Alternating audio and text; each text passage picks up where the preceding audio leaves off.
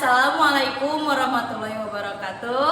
Perkenalkan, nama saya Nurul Fadiatul Jannah Abdullah Putri.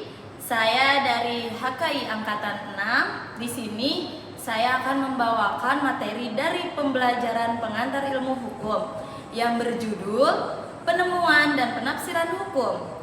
Yuk, mari sama-sama kita simak materi yang akan saya sampaikan.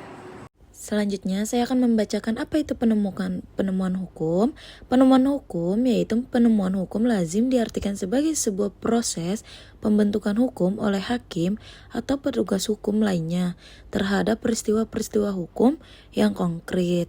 Atau dengan bahasa lainnya, penemuan hukum adalah upaya konkretisasi peraturan hukum yang bersifat umum dan abstrak berdasarkan peristiwa yang real terjadi. Selanjutnya, penemuan hukum terutama dilakukan oleh hakim dalam memeriksa dan memutus suatu perkara. Menemukan hukum oleh hakim disebut hukum, sedangkan penemuan hukum oleh ilmuwan disebut doktrin. Oke, kita akan membahas tentang dasar-dasar hukum. Apa sih itu dasar-dasar hukum? Nah, di sini dasar-dasar hukum ada 3.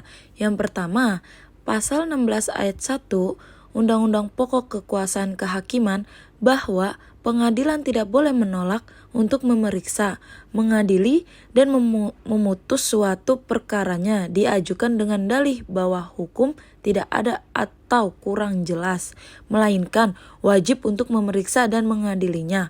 Yang kedua, pasal 28 Undang-Undang Kekuasaan Kehakiman bahwa hakim sebagai penegak hukum wajib menggali, mengikuti, dan memahami nilai-nilai hukum yang hidup di dalam masyarakat. Hakim dalam menjatuhkan putusan wajib memerhatikan dan menghormati nilai-nilai hukum yang ada hidup dalam masyarakat. Yang ketiga, mengisi kekosongan hukum untuk suatu perkara yang tidak ada aturannya. Hakim tetap wajib untuk memeriksa dan memutuskan perkara tersebut dengan menggunakan metode analogi terhadap suatu kasus yang mirip dengan perkara yang diperiksa.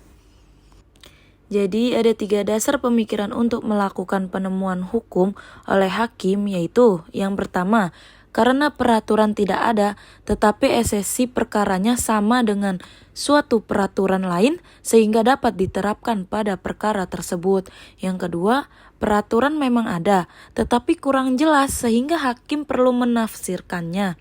Ketiga, peraturan juga sudah ada, tetapi sudah tidak sesuai lagi dengan kondisi dan kebutuhan warga masyarakat.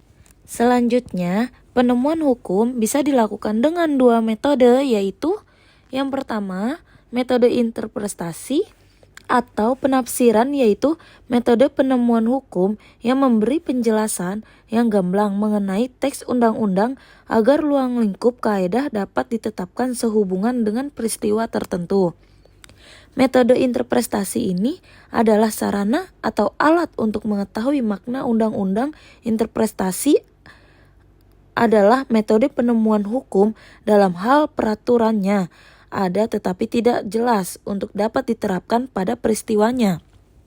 Yang kedua, metode konstruktif, yaitu metode penemuan hukum apabila dalam mengendalikan perkara tidak ada peraturan yang mengatur secara khusus mengenai peristiwa yang terjadi. Selanjutnya, pengertian penafsiran adalah suatu upaya yang pada dasarnya menerangkan, menjelaskan, menegaskan, baik dalam arti memperluas maupun membatasi atau mempersempit pengertian hukum yang ada dalam rangka penggunaannya untuk memecahkan masalah atau persoalan yang sedang dihadapi. Istilah lain untuk penafsiran hukum adalah interpretasi hukum. Oke, kita akan membahas tentang macam-macam cara penafsiran. Yang pertama, dalam pengertian subjektif dan objektif. Dalam pengertian subjektif ditafsirkan seperti yang dikehendaki oleh pembuat undang-undang.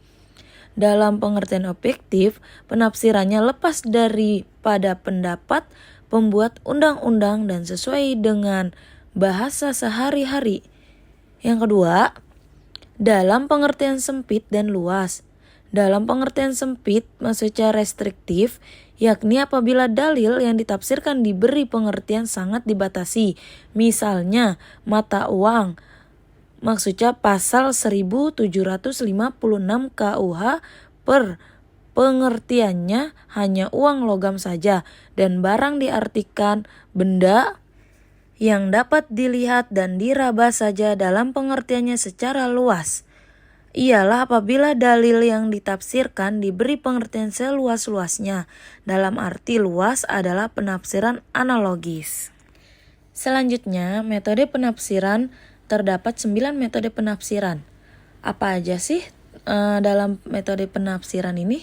Dalam 9 metode? Yang pertama, metode interpretasi menurut bahasa, maksudnya gramatikal. Yang kedua, metode interpretasi secara historis. Yang ketiga, metode interpretasi secara sistematis. Yang keempat, metode interpretasi secara teleologis, sosiologis. Yang kelima, metode interpretasi secara autentik, maksudnya resmi. Yang keenam, metode interpretasi secara ekstentif.